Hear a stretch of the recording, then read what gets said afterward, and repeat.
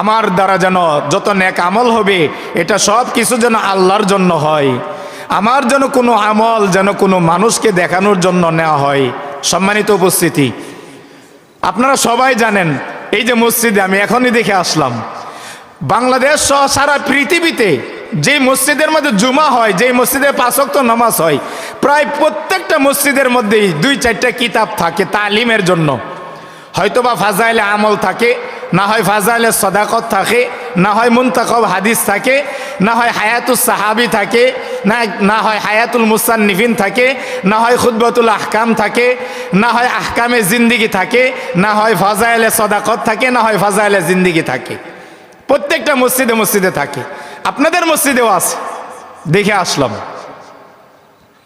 কিতাবের ভিতরে লেখছে বহু নামাজি, বহু রোজাদার, বহু হাজি সাহেব, বহু তাবলিগের সাথী, বহু রাতে সেজদাকারী, বহু জিকিরকারী, বহু কোরআন তেলাওয়াতকারী ব্যক্তি এমন হাসরের ময়দানে আল্লাহ যখন তার আমল নামা তার হাতে দিবে, তখন তার নামাজ, রোজা, হজ, যাকাত দেখে প্রথম সে অনেক খুশি হবে।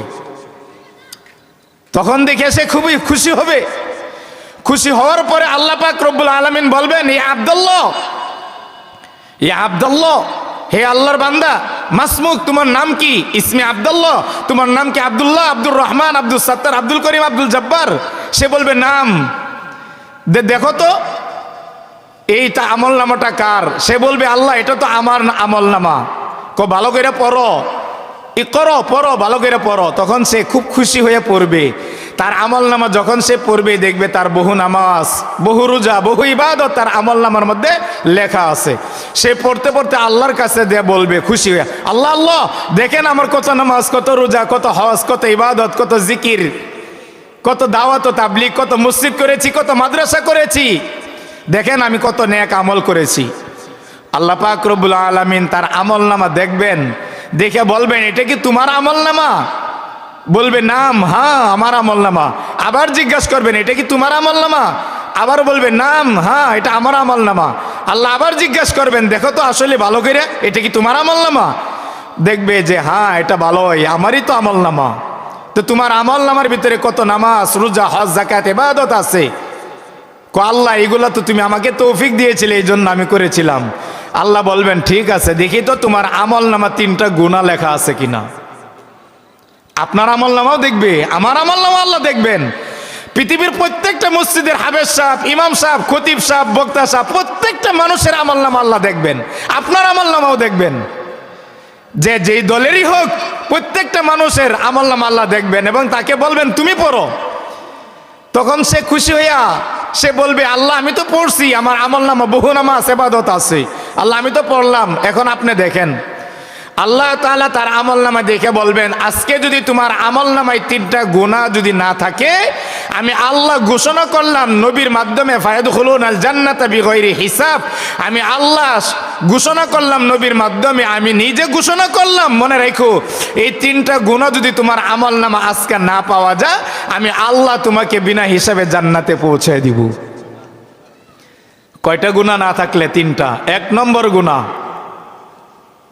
যদি আমি আর আপনি মারা যাওয়ার আগে যদি হালাল হারাম বাইচা চলতে পারি, নিজের আমল নামার মধ্যে যদি কোনো হারাম লেখা না থাকে, হারামের গুনাহ যদি না থাকে, তাহলে আপনি কিয়ামতের ময়দানে মুক্তি পাবেন। হযরত আবু বকর সিদ্দিক রাদিয়াল্লাহু তাআলা আনহু হাদিস নকল করেছেন। আপনি বুখারী শরীফ পড়েন, মুসলিম শরীফ পড়েন, তিরমিজি শরীফ পড়েন, নাসাই শরীফ পড়েন, আপনি ইবনে মাজা পড়েন, সিয়াসিত্তার সমস্ত হাদিসের কিতাব পড়েন, প্রায় সব হাদিসের কিতাবের ভিতরে হাদিস বর্ণিত আছে। নবীজির সাহাবী আবু বকর সিদ্দিক রাদিয়াল্লাহু তাআলা আনহু বলেছেন, লা ইয়াদখুলুল জান্নাতা জাসাদুন গুদিয়া বিল হারাম। যে ব্যক্তি হারামের সাথে জড়িত থাকবে, তাকে আল্লাহ হাশরের ময়দানে জান্নাত দিবে না, সে যত আমল নিয়ে যাক। 1 নম্বর গুনাহ, আপনার আমার আমল নামা, আমার আর আপনার আমল নামায় যদি হারামের গুনাহ না থাকে, তাহলে হাশরের ময়দানে মুক্তি পাওয়ার ব্যবস্থা হতে পারে। 1 নম্বর গুনাহ। 2 নম্বর, বিররুল ওয়ালিদাইন, মা বাবার খেদমতের যদি আমল নামা থাকে, আর মা বাবার খেদমতের গুনাহ যদি আমার আমল নামা থাকে, মা বাবাকে খেদমত করেছি, এই আমল নামাটা যদি থাকে, এইটার সব যদি থাকে, আর যদি আমল নামার মধ্যে ধরা পড়ে আমার নামাজ রোজা সব ঠিক আছে, কিন্তু আমি খেয়েছি হারাম, ব্যবসা করেছি হারাম, আমার হারামের গুনাহ আমার আমল নামা আছে 1 নম্বর। 2 নম্বর, আমি মা বাবাকে কষ্ট দিয়েছি, এই কষ্টের গুনাহ, মা বাবাকে কষ্ট দেওয়ার গুনাহ যদি আমার আমল নামা থাকে, তাহলে আমি ধরা খায়া যাব, তাহলে আমি ধরা খায়া যাব। ভাই দোস্ত বুজুর্গ, আপনারা যে যেখান থেকে শুনছেন, আমি আপনাদেরকে অনুরোধ করছি, আলকামা সাহাবার ঘটনা, ওয়াইস করেনি রহমতুল্লাহ আলাইহির ঘটনা, খাজা মঈনুদ্দিন চিশতি রহমতুল্লাহ আলাইহির ঘটনা, সমস্ত ফুকাহে কেরাম, মুহাদ্দিসিনে কেরাম, সমস্ত বুজুর্গনে দিন বলেছেন, কিতাবের হাদিসের কিতাবের ভিতরে আসছে, যদি হাসরের ময়দানে কোনো ব্যক্তি তার বালেগ হওয়ার পর থেকে মৃত্যু পর্যন্ত, মুসলিম হওয়ার পর থেকে, বুজমান হওয়ার পর থেকে মৃত্যু পর্যন্ত সে কোনোদিন না কোনোদিন কালিমা পড়েছে ঠিক, কিন্তু নামাজ রোজা হজ যাকাত জিহাদ তাবলিগ দান সদকা জিকির আজগার কোরআন তেলাওয়াত যত ভালো ভালো আমল আছে সে ঠিক মতনে করতে পারে নাই, না পারুক, তারপরেও যদি তার আমল নামায় এই গুনাহ না থাকে, কি যে তার মা বাবাকে সে কষ্ট দিয়েছে, এই গুনাহটা যদি কিয়ামতের ময়দানে না থাকে, আল্লাহ তার আমল নামা যখন দেখবেন, নিজেও দেখবেন, তাকেও পড়তে বলবেন, ইকরা কিতাবাক কাফা বিনাফসিকাল ইয়াউমা আলাইকা হাসিবা, তুমি তোমার আমল নামা পড়ো, পড়ে দেখো আজকে তুমি জান্নাতি না জাহান্নামী। আল্লাহ হাসরের ময়দানে তার আমল নামা যখন দেখবেন, তার আমল নামার ভিতরে হারামের গুনাহ নাই, আর মা বাবাকে কষ্ট দেয় নাই। মুহাদ্দিসিনে কেরাম উল্লেখ করেছেন, ফুকাহায়ে কেরাম উল্লেখ করেছেন, সাহাবায়ে কেরাম আজমাইন উল্লেখ করেছেন, তাবিঈন তাবে তাবিঈন আইম্মায়ে মুজতাহিদিন, গাউস কুতুব সালফে সালিহিন উলামায়ে মুতাকদ্দিমিন মুতাআখিরিন সহ সমস্ত পৃথিবীর উলামায়ে কেরাম একমত পোষণ করেছেন, হাসরের ময়দানে কোনো ব্যক্তির আমল নামায় যদি মা বাবাকে কষ্ট দিয়েছে এটা যদি গুনাহ না থাকে, আল্লাহ তাআলা কিয়ামতের ময়দানে বলবেন, ইয়া আব্দুল্লাহ ফায়াদখুলুনাল জান্নাতা বিগাইরি হিসাব, তোমার নামাজ রোজা হজ যাকাত জিহাদ তাবলিগ দান সদকা জিকির আজগার যত ভালো ভালো ইবাদত আছে তুমি করছো বা না করছো, আমি এটা পরে দেখছি, তুমি যে তোমার আমল নামাই তোমার মা বাবাকে কষ্ট দেও নাই, এই অপরাধ তোমার নাই, আমি আল্লাহ ঘোষণা করলাম ফায়াদখুলুনাল জান্নাহ, আজকে তুমি জান্নাতে চলে যাও। সুবহানাল্লাহ। কোন ব্যক্তির আমল নামায় যদি 3টা গুনাহ না থাকে, 1 হারামের গুনাহ যদি না থাকে, 2 মা বাবাকে কষ্ট দিয়েছে এই গুনাহ যদি না থাকে, 3 আহসানুকুম কযা, আহসানুকুম কযা, নবীজি বলেছেন তোমাদের ভিতরে সবচাইতে ভালো মুমিন, শ্রেষ্ঠ মুমিন, তোমাদের ভিতরে শ্রেষ্ঠ মানুষ সে, উত্তম মানুষ সে, মানুষের ভিতরে সবচাইতে ভালো মানুষ আমি আল্লাহর কাছে সে, নবীজির কাছে সে, ফুকাহায়ে কেরামের কাছে সে, রসুলের কাছে সে, আল্লাহর জমিনে সে, আসমানে সে, ফেরেশতাদের কাছে সে, কিয়ামত পর্যন্ত আনেওয়ালা উম্মতের কাছে ভালো মানুষ সে। আহসানুকুম কযা, যে ব্যক্তি ঋণ পরিশোধ করে, সে ঋণ পরিশোধ করে। সবাই জানি হাদিস, নবীজি সাহাবায়ে কেরাম রিদওয়ানুল্লাহি আলাইহিম আজমাইন, একজন সাহাবীর ঘটনা পাওয়া যায়, ফজর অথবা জোহর অথবা আসর অথবা কোনো একটা ওয়াক্ত নামাজের পরে নবীজির পিছনে কাবা ঘরে নামাজ পড়েছেন, নামাজ পড়ার পরে বললেন, ইয়া রাসূলুল্লাহ ইয়া হাবিবাল্লাহ, আপনার কাছে একটা রিকোয়েস্ট করতে আসছিলাম, বহুদূর থেকে আসছিলাম, বলো কি রিকোয়েস্ট। সাহাবী বললেন, হুজুর আমার শরীরের অবস্থা এমন মনে হচ্ছে আমি বেশি দিন মনে হয় বাঁচবো না, হুজুর আমি আপনার কাছে একটা রিকোয়েস্ট করতে আসছি, অনুরোধ করতে আসছি, হুজুর আমি যদি আপনার আগে মারা যাই আমার জানাজা আপনি পড়াইবেন, এই ওয়াদাটা আপনি করেন। আল্লাহর নবী বললেন, তুমি এটা কি বলো? জি হুজুর আমার শরীরের অবস্থা ভালো মনে হচ্ছে না, মনে হচ্ছে আমি বেশি দিন বাঁচবো না। আরো যত সাহাবীরা আসিল সকল সাহাবাদের সামনে নবীজি বললেন, আমি তোমার ওয়াদা রক্ষা করব, যদি বিশ্ব নবী আমি তোমার জানাজায় শরীক হব, যদি আমি শুনতে পাই তুমি আমার আগে মারা গেছো, আমি তোমার জানাজা পড়ানোর জন্য যাব।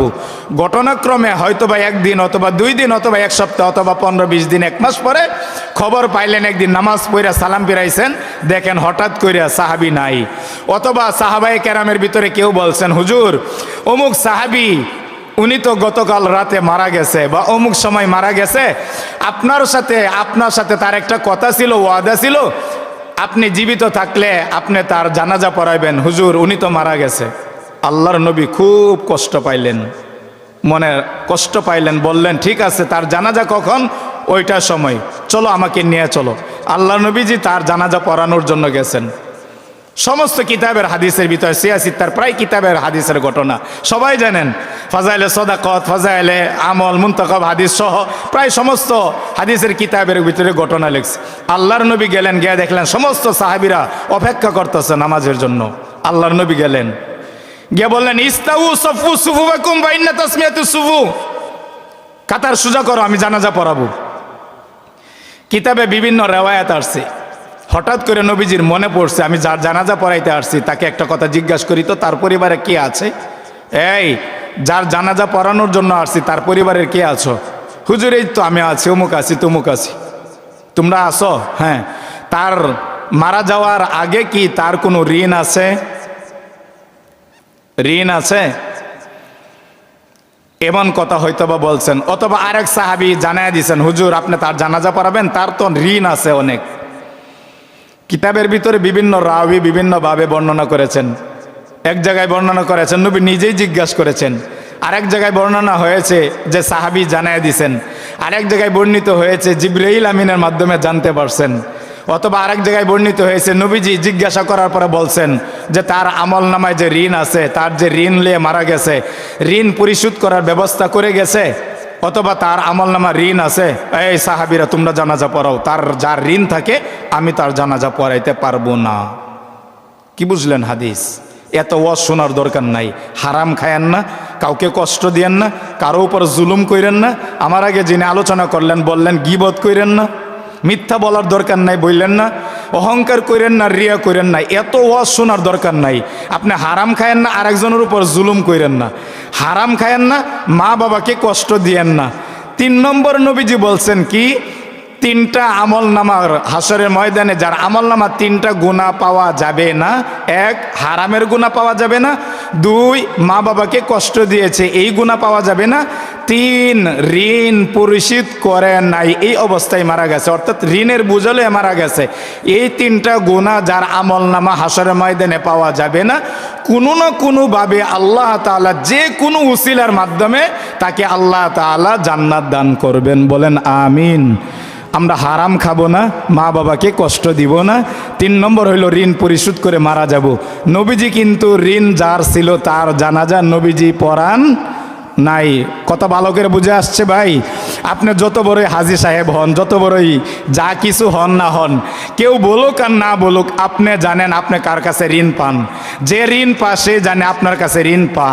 আমি বলে গেলাম পুরাবাড়ি বাজার কেন্দ্রীয় জামে মসজিদের ইমাম, আমি মুফতি মামুনুর রশিদ বলে গেলাম, আমি কোরআন হাতে নিয়ে কসম করে বলতে পারবো, 100 বার না, 1000 বার না, লক্ষ কোটি বার বলতে পারবো, যে ব্যক্তি হারাম খাবে, মা বাবাকে কষ্ট দিবে, ঋণ নিয়ে মারা যাবে, তাকে আল্লাহ তাআলা জান্নাত দিবে না না দিবে এর কোনো ওয়াদা তার সাথে আল্লাহর কোনো ওয়াদা নাই।